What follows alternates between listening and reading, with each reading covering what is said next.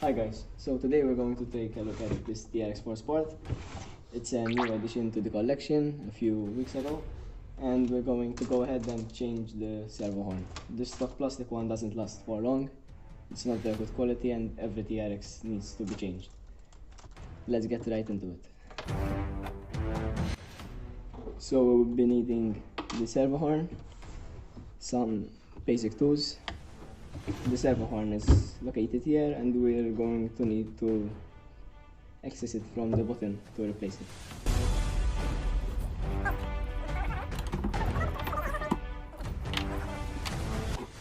First, we're going to go ahead and take a 2mm Allen key and remove the screw that retains the shock and the link to the axle housing. You don't have to take off the wheel, it's accessible from inside the rim.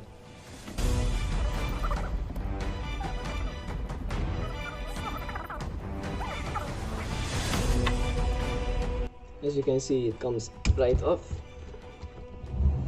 and with that we can access the servo horn much easier. First, we have to remove the steering rod for the screw here, then we'll take it off from the servo horn.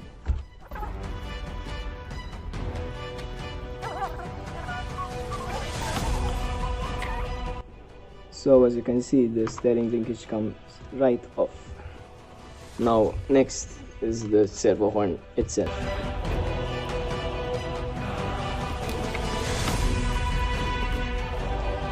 So once the servo horn is finally out, we have to plug in a battery, so we center the actual servo, so we put the new one aligned already.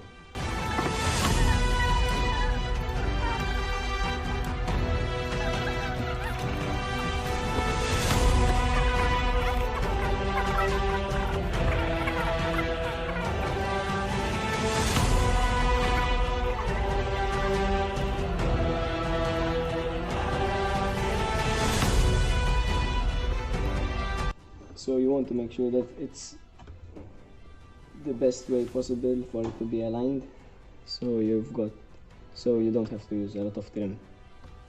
I'm happy with this, and we can fine-tune from the transmitter further on.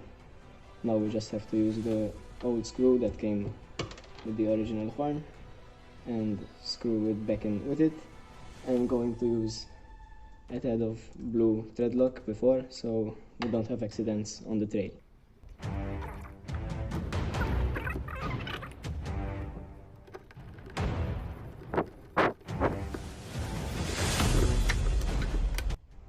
So as you can see, it's in.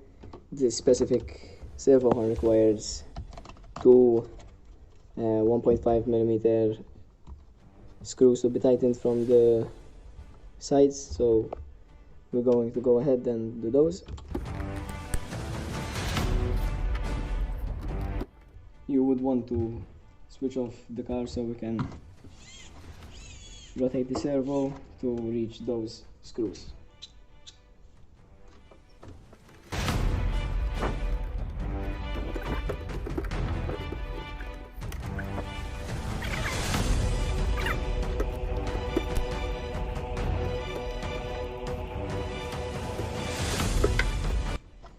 So once the servo horn is secured in place, we just have to connect the steering linkage back to it with the screw we have just unscrewed from.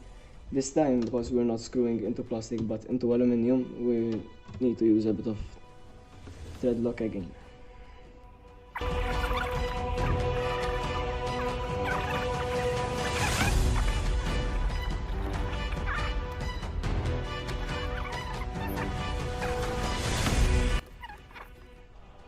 So with the steering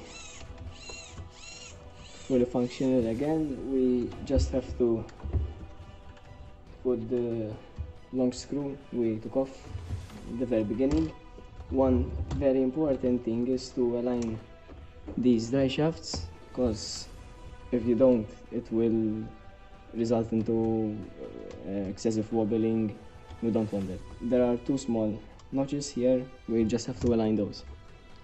So as you can see, there are two notches, one here, one there.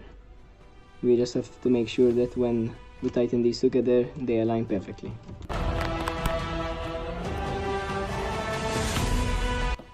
So with those aligned, we just have to put the shock absorber and link back in place.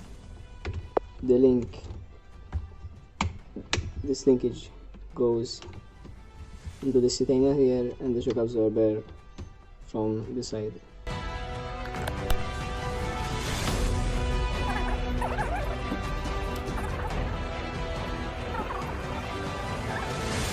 So one thing to keep an eye out for is these pivot balls.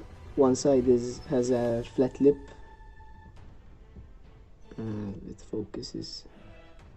One side has a flat lip, and the other one is slightly smaller. So this side is the side we're going to put the screw in from. The other side, the flat one, has to press with the plastic.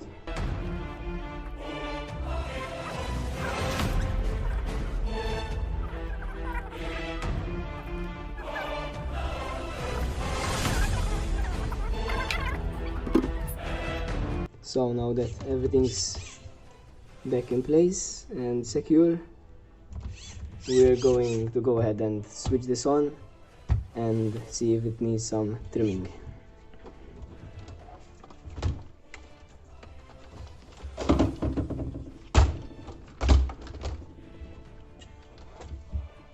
So it looks like we've got to trim it slightly to the left.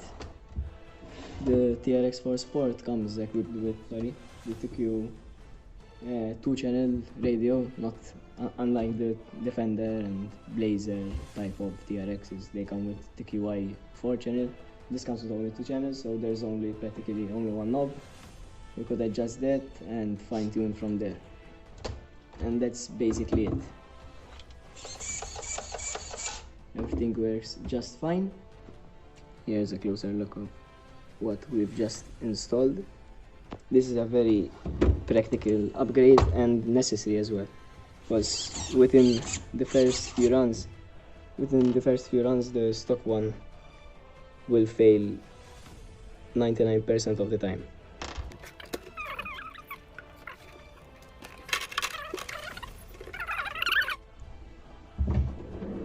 So thank you guys for watching. I hope you like this video. Subscribe so you won't miss our next one, which we will be going through how to set the endpoints from this transmitter, so when you are driving at full left or right steering, it won't skip near the portals. It's very annoying noise, and we'll be solving that issue. Thank you for watching.